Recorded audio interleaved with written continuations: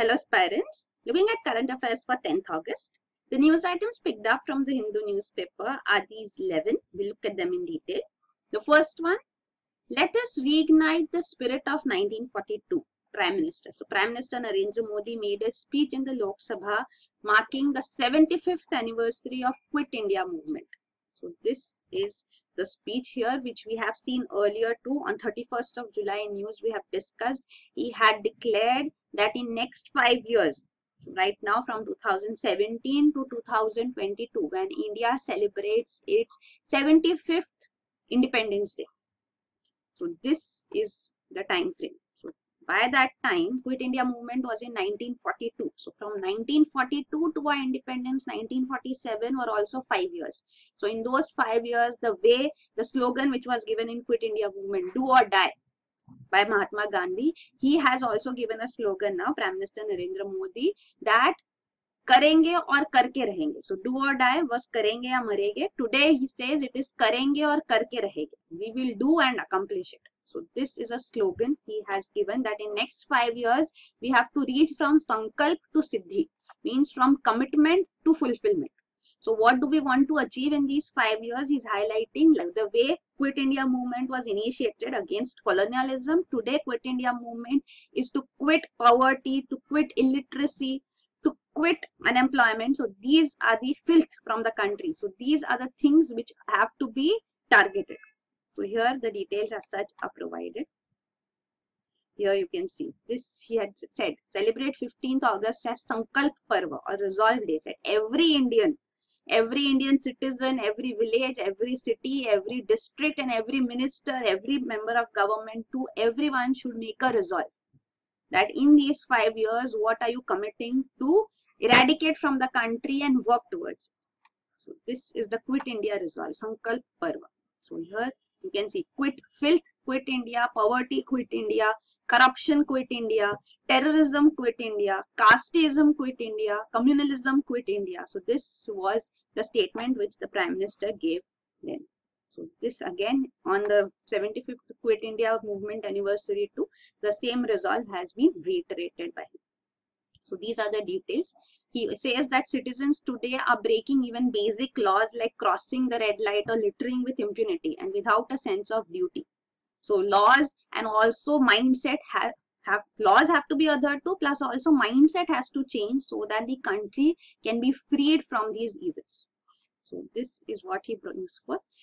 Ms. Sonia Gandhi, in the opposition, she also spoke on the 75th anniversary and she made a veiled attack that for Quit India movement and for freedom struggle, the BJP's mothership organization, that is Rashtriya Swayam Sevak RSS, did not contribute at all. They played no role in India's freedom struggle, is a point she tried to make. Plus also the public space for debate in the country and difference of opinion is shrinking, is also highlighted by her. She says that forces of darkness have emerged and there's a fear of existence of a sense of freedom. So freedoms are restricted, difference of opinions are restricted. So this condition prevailing in the country is also highlighted by her. So this is it. Then next is Babri Masjid not a Sunni property. So this is regarding the news which we did yesterday too, that Babri Masjid dispute on which Central Shia Waqf Board of UP has given its viewpoint that it should be a amicable resolution of the dispute and a masjid should come up, but in a Muslim dominated area at a distance from the disputed site. So, but then it is not a stakeholder in that dispute. We saw in that trilateral dispute, it is Central Sunni Waqf Board which has been called one of the entities. So now the Central Shia Waqf Board has moved a petition in the Supreme Court challenging that, because it was a 1946 trial court which had ruled that Babri Masjid is a Sunni property. So they are claiming that no, it is a Shia property, as we discussed yesterday too, that it was Abdul Mir Baqi, a noble in the court of Babur, the first Mughal emperor of India, on the name of whom the Babri Masjid is named so too. So the noble had actually built the masjid with his own money. So he was a Shia and Babur was a Sunni. So because Babur was a Sunni, the property as such, the masjid as such went to Sunni Waqf Board.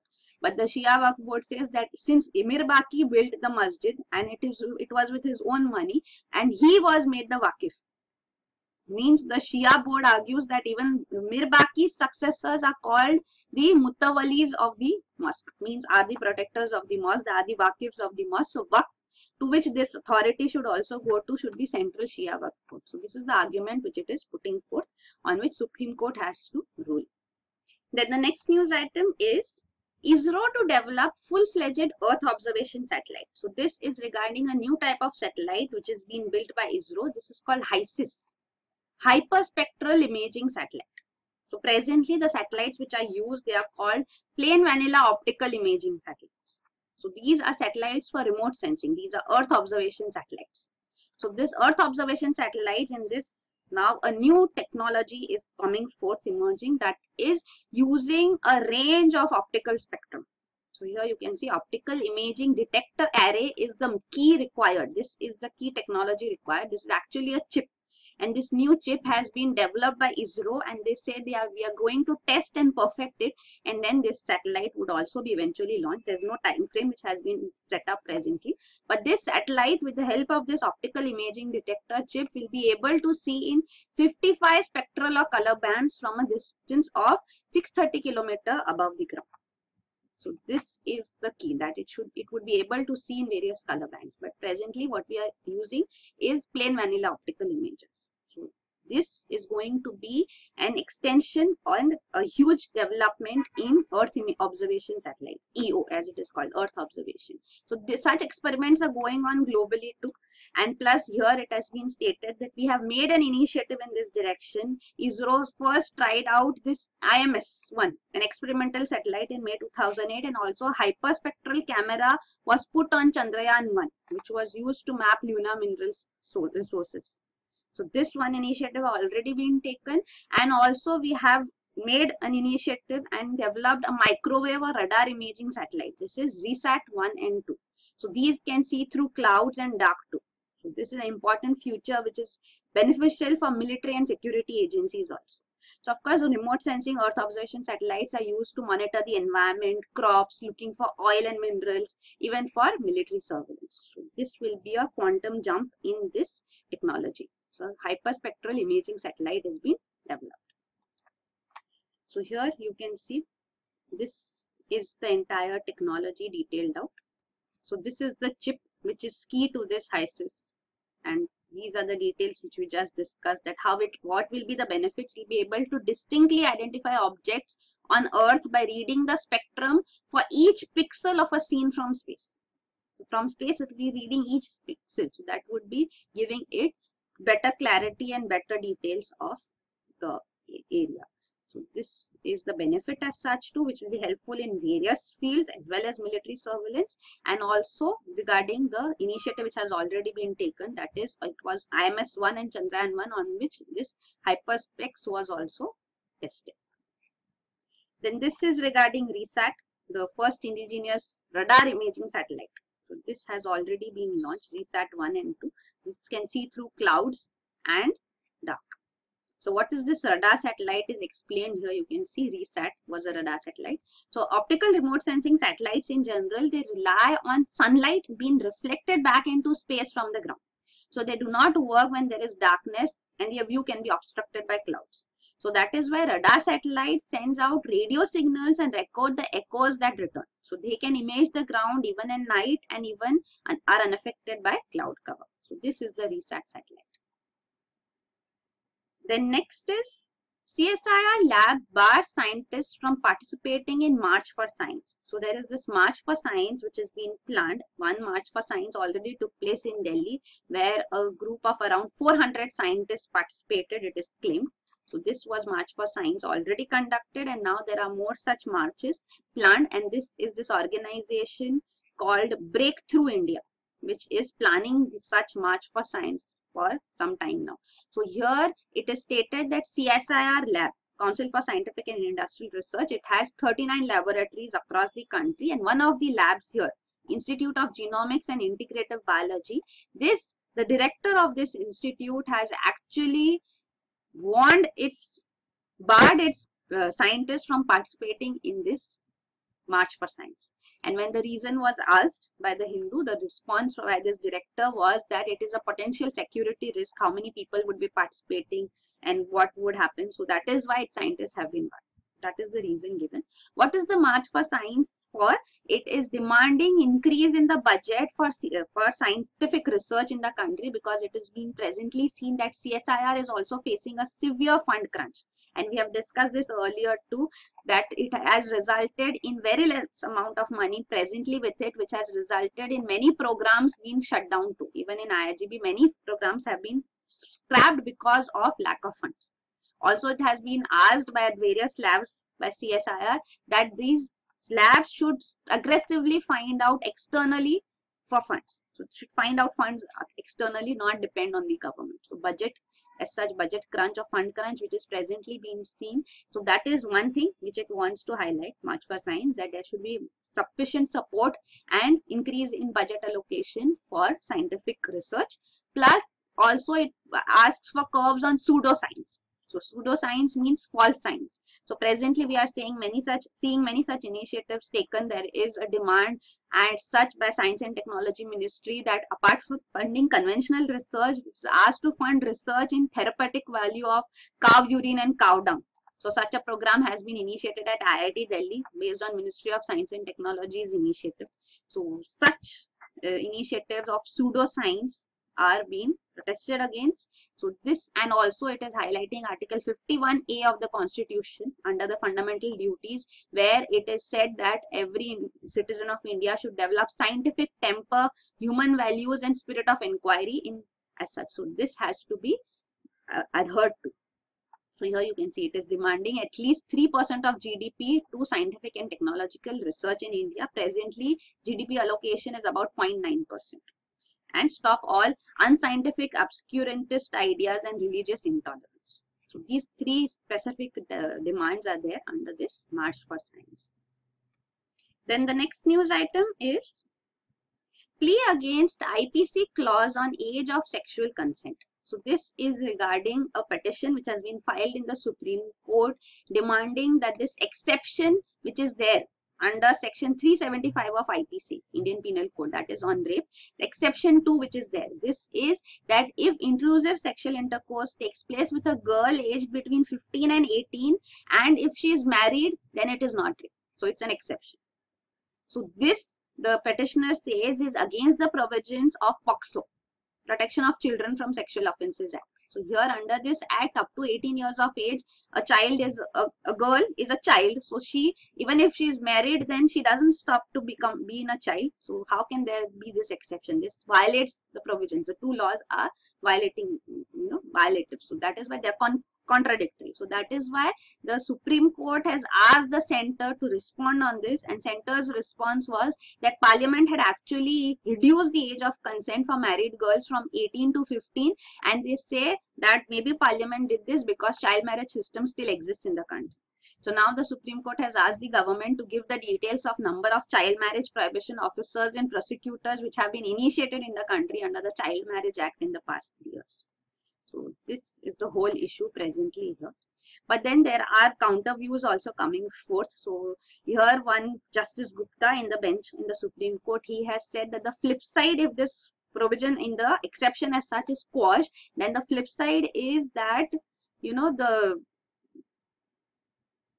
there is an example given by the judge. So if a 17-year-old boy gets married to a 16-year-old girl, for example, and if a complaint is filed under POCSO, then the boy stands a chance of getting convicted for 7 years for having sexual intercourse. But then the parents, who are the real culprits and had done this child marriage, they would get few months of imprisonment. So that is why this exception is justified by this judge. And another judge also observes that it cannot be presumed that a girl, if she is less than 18 years and she does not understand the consequences of her action, because under the new Juvenile Justice Act 2, a girl from 16 to 18 years of age, if she commits murder, can be tried as an adult in the court. So these points are also given, but the judgment has not come forth yet, and the government also has to take a stand on this because there is a contradiction between the two laws. So this POCSO Act, Protection of Children from Sexual Offences Act of 2012 provides protection to children up to the age of 18 years from all offences of sexual assault, sexual harassment, pornography. So there are stringent punishments under this act, and the gravity of offence as such decides the punishment. Plus, if it is done by a person in authority, people who are supposed to protect the children, the guardians or the people in authority like police authority or as such, if offences are committed by them, then the quantum of punishment is more stringent as such. So here, this is the detail. Then next is Trump threatens North Korea with fire and fury. So the tussle between North Korea and USA is going on, and presently here you can see the details provided. President Trump has given a warning to North Korea that if it is going to threaten USA, then USA is completely ready with its nuclear arsenal, and he also adds that he hopes that such a need does not arise, because North Korea is already saying that it is considering plans for a missile strike to the US Pacific territory of Guam. So this is a Pacific territory region. Here you can see Guam, we'll see in detail too. So this is there. North Korea is already, we know, developing its missile and nuclear weapons program. Although it is having sanctions under UN Security Council resolution, still defined. And China, which is a close ally of North Korea, is also putting pressure and is not happy with the missile and nuclear weapons program of North Korea, but it is urging that calm should be maintained and there should be return to talks between the two countries. Here you can see the details provided as such. So this shows the military bases of USA. They are there in South Korea. Red here shows North Korea. This is Japan. There are military bases in Japan, which USA has, in South Korea. Also in Philippines, it has 5 US bases. And Guam, this is a territory in the Pacific Ocean in Micronesia, which is part of USA. It's a US territory. The citizens here are US citizens. And it's also a prominent military base here in the Pacific, which USA has. This shows also the strike capability. Pyongyang means the capital of North Korea, is planning for an attack here. You can see Guam lies within this 4,000 kilometer range. Then Alaska, the US territory here. And then this is the mainland USA, and the Hawaii Islands here in the Pacific are also part of USA. Then this is the Guam in detail. So it's a US territory in Western Pacific Ocean. Guamians are American citizens by birth, and it is the largest southernmost of the Mariana Islands and is the largest island in Micronesia. So here it was actually a Spanish colony. It was Ferdinand Magellan, the popular Portuguese explorer who was in service with Spain, and was the first. His expedition was the first which circumnavigated the earth. So here Ferdinand Magellan had reached Guam and Spain had colonized it. And after the Spanish-American War in 1898, US captured Guam. After that, in 1941, when the Pearl Harbor attack took place, Japanese after that also occupied, in a few days after that, it occupied this Guam island for 2.5 years. But it was recaptured by American forces, and since then it is under USA. And since 1960s, the economy of Guam is supported by tourism and US Armed Forces. Then the next news item is Qatar waives visas for 80 nationalities. So we are seeing Qatar has been, there have been sanctions imposed against Qatar by various West Asian nations led by Saudi Arabia. Even Egypt, Bahrain, UAE have all come together to put restrictions on Qatar for its supporting the Iran and also some terrorist groups, as they claim. Though Qatar, the capital is Doha, Doha has denied these charges. So here you can see that Qatar is also going to host the Football World Cup of 2022. So the Soccer World Cup of 2022 is in Qatar. And now the initiative which it has taken is that it has allowed visa-free entry for citizens of 80 countries.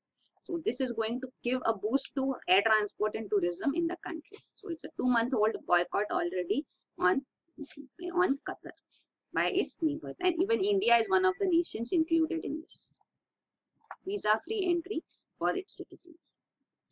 The next is net direct tax mop-up increases 19.1%. So as we see that direct tax collection has increased, but then increase as such is less compared to last year. So the complete details provided yesterday. We saw claim being made that tax collection has increased, number of tax returns as such has increased. But if you look at the net tax collection, then that in July 2016, last year it was 24% increase.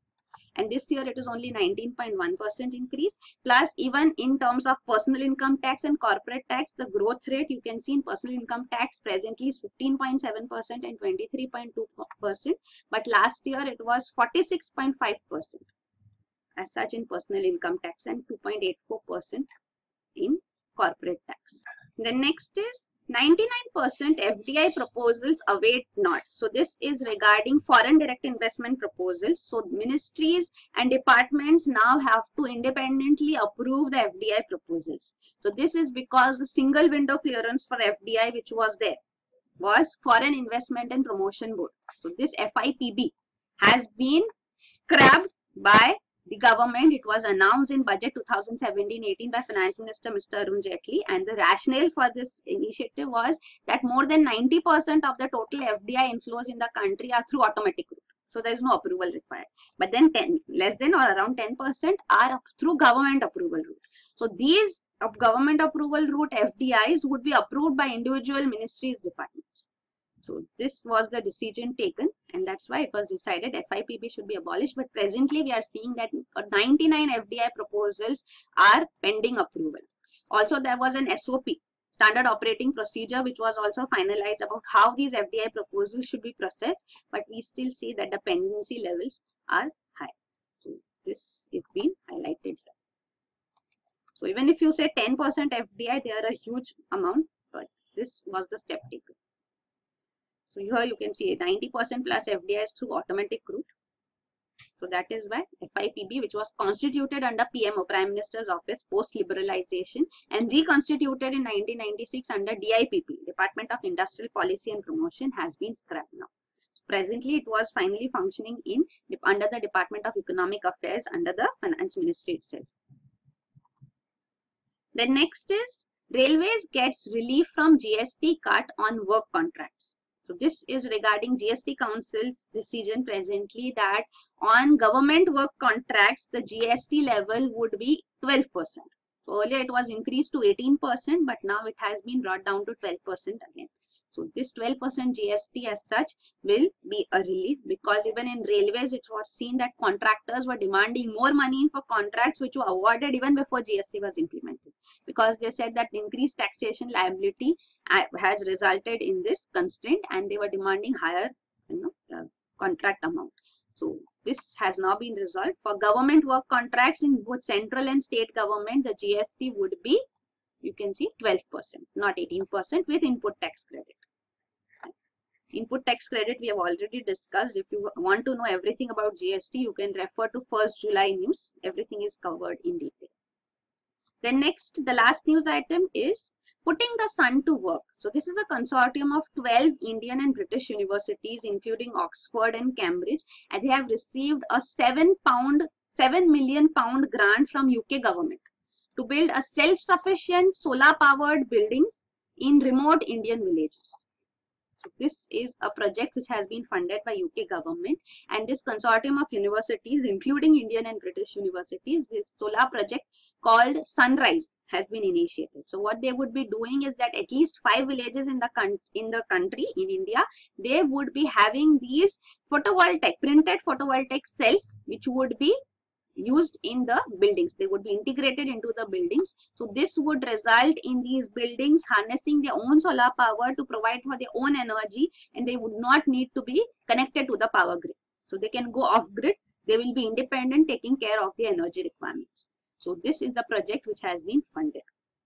So as we know that Indian government is also planning to increase solar energy the generation in the country. So this will be an initiative which will facilitate this. So they also plan to expand it and then export it to other countries as well, this solar energy project. So this is there. You can see solar energy has huge potential, and we are hugely dependent on fossil fuels, and that results in a huge trade deficit as such for us to import some majorly fossil fuels. So if such technology develops, then we would be able to reduce our dependency on fossil fuels too and contribute to cleaner environment as well. Here a statement is given. You can see the sun produces enough energy in 1 hour to power the earth for 1 day. So this has to be harnessed and the technology in this direction has been developed. So these are the news items. Thank you.